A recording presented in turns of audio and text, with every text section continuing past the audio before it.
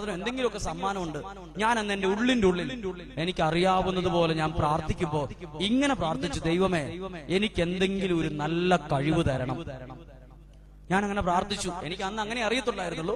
ഞാൻ free time കിട്ടുമ്പോഴെല്ലാം ബാത്റൂമിന്റെ പുറകിലും മാവിന്റെ പുറകിലും ഏതെങ്കിലും ഒറ്റപ്പെട്ട സ്ഥലത്ത് പോയി ഞാൻ എന്തൊക്കെയോ പ്രാർത്ഥിക്കുക, എനിക്ക് എന്തെങ്കിലും ഒരു കഴിവ് തരണേന്ന് പ്രാർത്ഥിക്കാൻ തുടങ്ങി. അങ്ങനെ പ്രാർത്ഥിക്കാൻ തുടങ്ങി. എന്റെ അമ്മ സെമിനാരിയിൽ നിന്ന് കരഞ്ഞുകൊണ്ട് പോയതും അതിനുശേഷം 5.5 വർഷങ്ങൾക്ക് ശേഷം ഞാൻ ഈ വെള്ള ലോഹയിടുന്ന ധ്യാനത്തിൽ പങ്കെടുക്കുന്നതിന് മുമ്പ് 15 ദിവസത്തെ അവധിക്ക് വീട്ടിൽ വന്ന് നിൽക്കുമ്പോ ഞാൻ എന്റെ അമ്മയോട് പറയുവാണ്, അമ്മ എനിക്ക് ബാംഗ്ലൂർ തിയോളജി പഠിക്കാൻ പോകണം. അപ്പോൾ എന്റെ അമ്മ ചോദിച്ചു, എന്തിനാ ബാംഗ്ലൂർ പോണേ? അപ്പൊ ഞാൻ പറഞ്ഞു, ബാംഗ്ലൂർ ഒരു ധ്യാന കേന്ദ്രമുണ്ട്, അവിടെ നിന്നോണ്ട് എനിക്ക് പഠിക്കണം. അപ്പോൾ എന്തിനാ ധ്യാന കേന്ദ്രത്തിൽ പോയി നിൽക്കുന്നതെന്ന് ചോദിച്ചപ്പോ ഞാൻ പറഞ്ഞു, എനിക്ക് ഒരു ധ്യാന കേന്ദ്രത്തിൽ നിന്ന് ഈ ധ്യാനിപ്പിക്കണമെന്ന് എനിക്ക് ദൈവവചനം പറയാനുള്ള ഭയങ്കര ഒരു ആഗ്രഹം. അതുകൊണ്ട് ഞാൻ ദൈവവചനം ഇങ്ങനെ വായിക്കുമായിരുന്നു. അപ്പോൾ എന്റെ കൂട്ടുകാർ ചോദിക്കും, എടാ നിനക്ക് വേറെ ഒന്നും വായിക്കാനില്ലേ, ബൈബിൾ മാത്രമേ നീ വായിക്കുള്ളൂ, അങ്ങനെയൊക്കെ പറഞ്ഞ് കളിയാക്കുമ്പോൾ എനിക്ക് ഈ ബൈബിള് വായിക്കാനുള്ള ഭയങ്കര ഒരു ദാഹം. എങ്ങനെ കിട്ടിയെന്ന് അറിയത്തില്ല. ഈ ബൈബിൾ വായിച്ച് എനിക്ക് ധ്യാനം നടത്താൻ, വചനം പറയാൻ ഒരു ആഗ്രഹം. അപ്പൊ ഞാൻ എന്റെ അമ്മയോട് പറയുവാണ്, എനിക്ക് ബാംഗ്ലൂർ പോകണം. അപ്പോൾ എന്റെ അമ്മ മറ്റൊരു വിവരം എന്നോട് പറഞ്ഞത് ഇങ്ങനെയാണ്, സെമിനാരിയിൽ നിന്നെ കാണാൻ 5-5.5 വർഷങ്ങൾക്ക് മുമ്പ് വരുമ്പോ നിന്നെ പഠിപ്പിച്ചിരുന്ന അച്ഛൻ നിനക്കൊരു കഴിവുമില്ല, പഠിപ്പിച്ചിട്ട് മനസ്സിലാകുന്നില്ല, മുന്നോട്ട് കയറ്റി വിടാൻ പറ്റത്തില്ല, അങ്ങനെയൊക്കെ പറഞ്ഞപ്പോ അമ്മയുടെ മനസ്സ് പോയി. അന്നു മുതൽ എനിക്ക് വേണ്ടി ചൊവ്വ വെള്ളി ദിവസങ്ങളിൽ ഒരു നേരം എടുത്ത് എന്റെ അമ്മ കൊന്ന ചൊല്ലി പ്രാർത്ഥിക്കുക. എന്റെ മൂത്ത മകന്, ഞാൻ എന്റെ വീട്ടിലെ മൂത്തയാളാ, മൂത്ത മകന് ദൈവമേ നീ അറിഞ്ഞൊരു കഴിവ് കൊടുക്കണമേ, കൊന്ത ചൊല്ലി പ്രാർത്ഥിക്കാൻ തുടങ്ങി. വീണ്ടും പ്രാർത്ഥിച്ചു. അവൻ സ്കൂളിൽ പഠിപ്പിച്ചുകൊണ്ടിരുന്നപ്പോ അവനെ കുറിച്ച് അധ്യാപകർ പറഞ്ഞതും കഴിവില്ലെന്നാണ്. സെമിനാരിൽ ചെന്നപ്പോ ഇതാ അച്ഛന്മാരും പറയുന്നു കഴിവില്ലെന്ന്. അവനൊരു കഴിവ് കൊടുക്കണമേ എന്ന്. ഇപ്പോൾ ഈ പ്രിയപ്പെട്ടവരായ നിങ്ങൾ ഇവിടെ ഇരിക്കുമ്പോ എനിക്ക് നല്ല ഉറപ്പുണ്ട്, എന്നേക്കാൾ വിദ്യാഭ്യാസം ഉള്ളവരായി ഇവിടെ ഇരിക്കുന്നതെന്ന് എനിക്ക് നല്ല ഉറപ്പുണ്ട്. ഞാൻ ദൈവവചനം പറയുമ്പോൾ എനിക്കറിയാം ഇവിടെ ഇരിക്കുന്ന അച്ഛനും ഇവിടെ ഇരിക്കുന്ന വൈദികർക്കും ഇവിടെയുള്ളവർക്കൊക്കെ എന്നേക്കാൾ എഡ്യൂക്കേഷൻ ക്വാളിറ്റിയും കഴിവുള്ളവരാണെന്ന്. എന്റെ പേരെഴുതിയിട്ട് അപ്പുറത്തൊരു ഫുൾ സ്റ്റോപ്പ് ഇടാനുള്ള യോഗ്യത എനിക്കുള്ളൂ. പേരെഴുതിയിട്ട് ഫുൾ സ്റ്റോപ്പ്, അവിടെ MHD PhD PG degree doctorate ഒന്നും ഇടാനില്ല. അതിന്റെ പുറകുവശത്ത് ഇടാനില്ല, മുൻവശത്ത് ഇടാനൊന്നുമില്ല. എന്നേക്കാൾ നല്ല പഠിപ്പുള്ളവരും ഇംഗ്ലീഷ് ജ്ഞാനമുള്ളവരും ഉള്ളവർ ഇവിടെ ഇരിപ്പുണ്ടെന്ന് എനിക്കറിയാം. നിങ്ങളുടെ മുമ്പിൽ നിൽക്കാൻ മാത്രമുള്ള യോഗ്യതയൊന്നും എനിക്കില്ല. അൾത്താരയിൽ നമുക്ക് പ്രാർത്ഥിക്കാം, സമാധാനം എന്ന് പറയുന്നത് അൾത്താര ബാലൻ പോലും ആകാം. എനിക്ക് എങ്ങനെയായി കഴിവ് കിട്ടുന്നത്?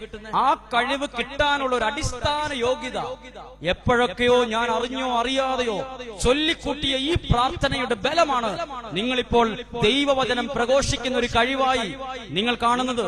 എന്റെ കൂട്ടത്തിൽ സെമിനാരിയിൽ പഠിച്ച 19 പേരും എന്നേക്കാൾ കഴിവുള്ളവരായിരുന്നു. എന്റെ കൂട്ടുകാർ തന്നെ എന്നോട് പറയുമായിരുന്നു, എടാ നീ സെമിനാരിയിൽ നിന്ന് പോ, നിനക്ക് ഒരു കഴിവില്ല, നീ പോടാ, വേറെന്തെങ്കിലും ഹോട്ടൽ മാനേജ്മെന്റ് പഠിക്ക്, നീ വേറെന്തെങ്കിലും വയറിങ്ങോ പ്ലംബിങ്ങോ പഠിക്ക്, നീ പോ. അന്നേരം എന്റെ ഉള്ളിൽ ആഗ്രഹം സെമിനാറിൽ നിൽക്കണം.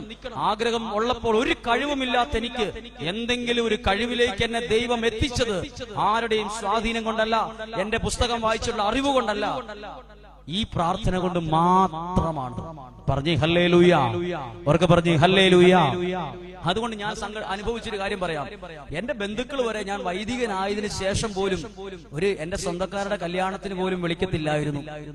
കല്യാണത്തിന് വിളിക്കത്തില്ല. എന്റെ കുടുംബക്കാർ പോലും കല്യാണത്തിന് വിളിക്കുമ്പോൾ പരിചയക്കാരായ അച്ഛന്മാരെ കൊണ്ട് പ്രസംഗം പറയിപ്പിക്കും, കുർബാന ചെല്ലിക്കും. കാരണം അവനറിയാം ഞാൻ 10ാം ക്ലാസ്സിൽ തോറ്റ ഒരുത്തനാ സെമിനാരിൽ പോയി അച്ഛനായ. അവന് പ്രസംഗം പറയാനോ അറിയത്തില്ല, പാടാനോ അറിയത്തില്ല. നിങ്ങൾക്കറിയാമോ, ഞാനൊരു പാട്ടുകാരനല്ലെങ്കിലും എനിക്ക് ഇത്രയെങ്കിലും ഒക്കെ കുർബാനയ്ക്ക് പാടാൻ കഴിയുന്നതും ഈ ശബ്ദം എനിക്ക് കിട്ടിയതും ഇപ്പോൾ മൈക്കിലൂടെ ദൈവവചനം പറയാൻ കഴിയുന്നതും എന്റെ കഴിവല്ല. എന്റെ കഴിവ് എനിക്ക് ദൈവം പ്രാർത്ഥനയിലൂടെ തന്ന, അതും ജപമാലയിലൂടെ പ്രാർത്ഥിച്ചു കിട്ടിയ ഒരു കഴിവാണ്. നിങ്ങൾ കണ്ടതും കേട്ടതും അതിന് ഞാൻ പൂർണ്ണമായും ദൈവത്തെ മഹത്വപ്പെടുത്തുന്നു. പറഞ്ഞേ ഹല്ലേലൂയ. അതുകൊണ്ട് ഞാൻ പുസ്തകം വായിച്ച ഒരു അറിവല്ല പറഞ്ഞേ, ഈ പ്രാർത്ഥന ഏതു വ്യക്തിയെയും കഴിവുള്ളവനാക്കും, കഴിവുള്ളവളാക്കും. ഈ പ്രാർത്ഥന മുടങ്ങരുത്. ഈ പ്രാർത്ഥന അറിയാവുന്നതുപോലെ നടക്കുമ്പോഴും എടുക്കുമ്പോഴും ഒക്കെ നമ്മുടെ ഉള്ളിന്റെ ഉള്ളിൽ മതി. ഇതെല്ലാവരെയും കാണിക്കാൻ വേണ്ടി ജപമാലയും പെറുക്കി ഇങ്ങനെ ചെല്ലുന്ന എനിക്ക് ഇഷ്ടമല്ല. ഞാൻ അങ്ങനെ ചെല്ലാറില്ല. എല്ലാവരെയും കാണിക്കും. ഞാനൊരു ഭക്തനായിട്ട് എനിക്ക് അഭിനയിക്കാൻ ഇഷ്ടമല്ല. ഞാൻ അങ്ങനെ ചെയ്യാറില്ല. ഞാൻ അങ്ങനെ ചെയ്യാറില്ലാത്തതുകൊണ്ട് ചെയ്യരുതെന്നല്ല. പ്രിയപ്പെട്ട, ഞാൻ എന്റെ ഉള്ളിന്റെ ഉള്ളിൽ പ്രാർത്ഥിക്കും, പരിശുദ്ധ അമ്മേ ഒരു 10 നന്മ നിറഞ്ഞ മറിയുമ്പോൾ ചെല്ലി ഞാൻ കാഴ്ചവെക്കും. ആ പ്രാർത്ഥന, ഈ ജപമാല പ്രാർത്ഥന എന്റെ ജീവിതത്തിന്റെ സ്ഥിതി മാറ്റിയത്? പറഞ്ഞേ ഹല്ലേലൂയ. അവർക്ക് പറഞ്ഞേ ഹല്ലേലൂയ. ജപമാല പ്രാർത്ഥനയ്ക്ക് ശക്തിയുണ്ട്. ഒരു കാര്യം കൂടെ പറയട്ടെ.